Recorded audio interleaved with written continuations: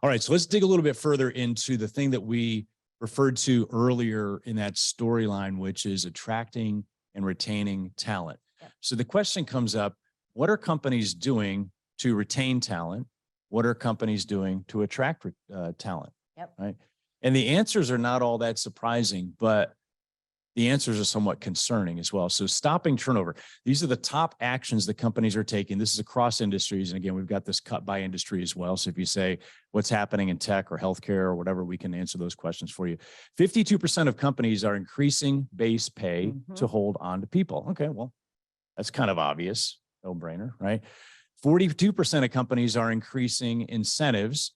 And there, I think it's 24% of companies that are doing both, an increase on base and an increase in incentives. And you've got 29% of companies already offering greater than 200% of target incentive upside in their incentive plan. So 200% in addition to their target incentive.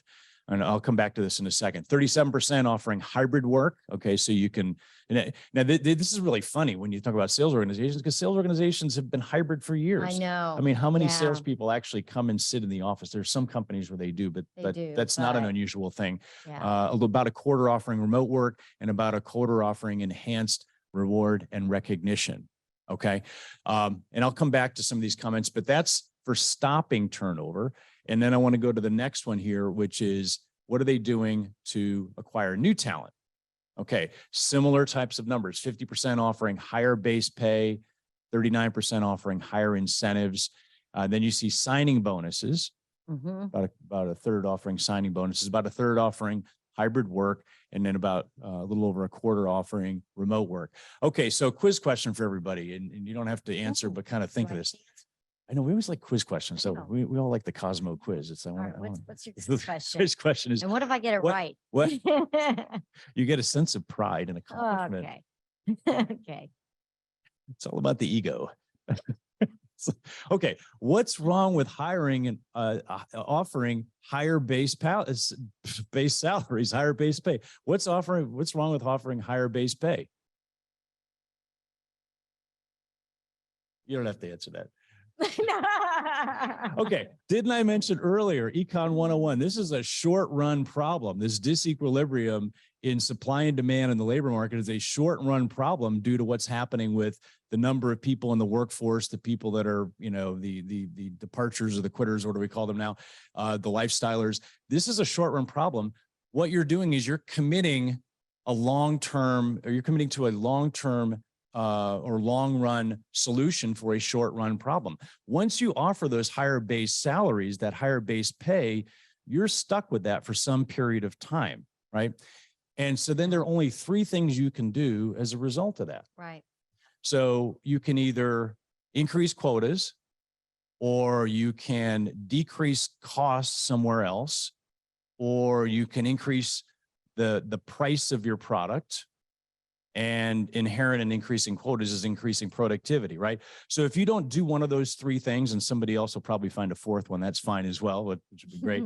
But if you don't do one of those three things, you're going to be losing margin, right?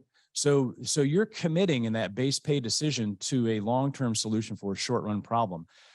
Why not put what you can into performance pay or into incentives? Now, I realize you have to do some increase in base pay to be competitive in the market. And in fact, okay, we can see our short run problems starting to show up now, right? So was it Twitter the other day, laid off half the organization? Facebook today, or Meta, maybe they'll go back to Facebook, is now going to be doing significant layoffs. So we're already starting to see a problem, see that happening, right? So the short run is already starting to show itself. And now we're going to be sitting with a lot of companies that are overpaying and overcommitting. Well, what's interesting is for the first time I'm hearing, because CEOs are actually coming out and saying, get rid of the dead weight. People didn't really say that before. But now, they're looking at that. And then the other unintended consequence, Mark, has been pay compression. So, the difference between people that are highly experienced and those that are not that pay is getting, compressed. And that's created an unintended consequence that companies are having to face as well. Oh yeah, we're seeing that company by company. We do Yeah. a lot of competitive benchmarking. Yeah. And as we go and talk to different companies, many of them are saying that. They're saying our people that have been here for a couple or 3 years or 4 years, they're being surpassed by new hires that are less experienced. And Yep. that's causing a problem. And we're having to make adjustments. Again, more long-term commitment to a short-run problem. Yep. So I see somebody commented here, already happened. Yeah, bingo. So okay, so there you go. So that's what's happening right now in terms of attracting and retaining. So think back on that last storyboard that we talked about, just as a final comment on this, in that you've got to look at your employee value proposition. So when we Yes. talk about doing the competitive benchmarking, one thing we're hearing from companies is, hey, we're not going to just pay more because we have something different in terms of culture, or we have something different in terms of the work-life balance, or the lifestyle, or what we do as a company, the affiliation with our brand, whatever it might be. So companies are looking at what's our total value proposition. Yep. So don't just go for the base pay. Yep.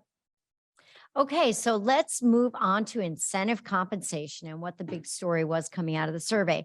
So the first one is that plans, they are very specific and focused. And what that means is that we're looking at 2 to 3 measures in a plan, which is what we consider a best practice. When you've got too many measures in there, people tend to lose focus, right? And then because you weight those measures, more than likely, it just, creates, it dilutes the importance of your most important priorities. So 71% of companies, 3/4, are using 2 to 3 measures in their plan.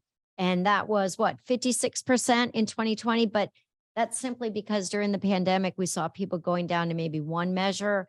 It was just a strange time, and people weren't sure what they could measure.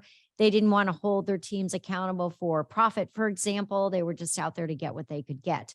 The other thing that we're seeing is when we look at the sales roles, we're starting to see revenue being used more frequently as one of the key measures in the plan. So when we think about people selling, if I'm a new acquisition hunter, a lot of times they're being asked to focus on bookings. So go out there and just close that deal. But now companies are becoming a little cost sensitive, and for other reasons as well. They're starting to get more focused on the revenue that's coming in.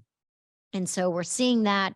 And we're also seeing gross profit showing up in the plans. And we're being asked about that pretty frequently, I would say, this year. Mark, the question has come, should we add profit in, even if it's just like a 20% weighting in the plan to provide a little bit of focus? And then I guess all we'll say about that, because you're going to spend more time on this, is when we look at the bookings measure, we're seeing that TCV, total contract value, and annual contract value, those are the most likely used methods to determine what the value of the deal looks like.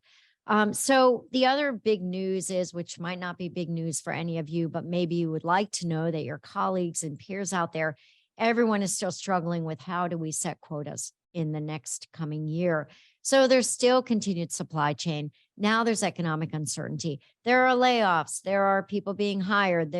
Are people going to work in the office or remote? And there's changes in what the needs are in the B2B space. So again, we're looking at a lot of factors that are impacting quotas as well. Yeah, and I want to mention, if we can go back for one sec, Claudius, this one point here on individual versus team measures. That's another big dynamic we're seeing shifting as well. I skipped right over that, didn't I? Either that, or I'm repeating myself, which I do all the time. So you're right. And what's very interesting is during the pandemic, we had a lot of our clients even coming back to us, but they showed up in the survey, and they went to more of a regional, country, team level goal setting because it was easier. And they thought it kind of, the bigger the number, the easier it is to achieve to it over a greater mass, as Right. opposed to being so specific. But there was pushback even at the individual seller level. So companies are working to get back to that individual measure. The individual seller wants it, and the company does as well. Yeah. So that is an interesting shift that we're seeing going back toward individual, just for all the reasons you outlined. But that's one of those things I'm like, wow, isn't that cool? Yeah. That people really do want more individual accountability as well. Yep.